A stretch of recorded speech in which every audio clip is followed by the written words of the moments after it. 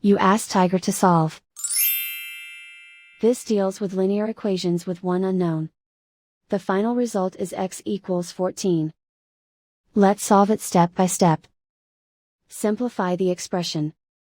Expand the parentheses. Group all constants on the right side of the equation. Subtract 14 from both sides. Simplify the arithmetic.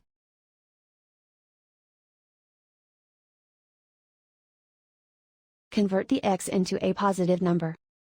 Multiply both sides by -1.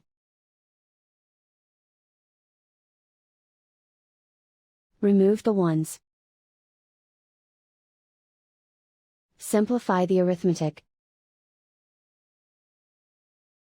And so the final result is x equals 14.